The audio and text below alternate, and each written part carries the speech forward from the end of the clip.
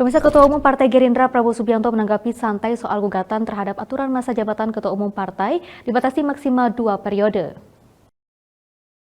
Ketua Umum Partai Gerindra sekaligus Menteri Pertahanan Republik Indonesia Prabowo Subianto menanggapi santai gugatan masa jabatan Ketua Umum Partai Politik hanya 2 periode di Mahkamah Konstitusi.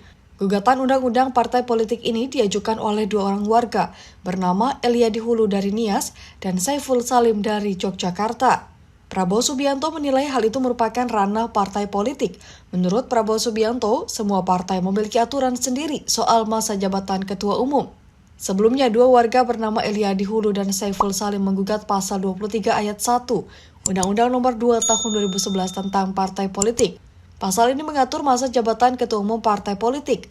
Penggugat ingin Mahkamah Konstitusi menafsirkan ulang pasal 23 ayat 1 Undang-Undang Partai Politik. Mereka meminta agar pasal itu diubah menjadi pergantian kepengurusan partai politik di setiap tingkatan, dilakukan sesuai dengan anggaran dasar dan anggaran rumah tangga. Khusus ketua umum atau sebutan lainnya, anggaran dasar dan anggaran rumah tangga wajib mengatur masa jabatan selama 5 tahun.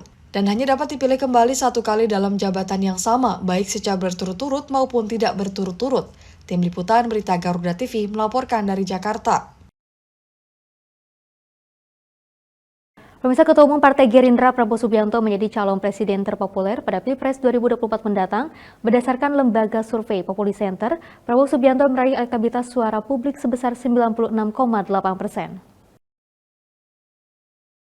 Lembaga survei Populi Center mengungkapkan Ketua Umum Partai Gerindra Prabowo Subianto adalah tokoh terpopuler menjelang Pilpres 2024 baru-baru ini. Hal itu berdasarkan survei Populi Center terkait popularitas 16 tokoh nasional yang diambil pada periode 5 hingga 12 Juni 2023. Dalam survei itu, Ketua Umum Partai Gerindra Prabowo Subianto menduduki peringkat teratas dengan 96,8% responden mengenalinya. Di posisi kedua ditempati Anies Baswedan dengan elektabilitas hanya 85,6% responden. Disusul Ganjar Pranowo dengan elektabilitas 82,0%.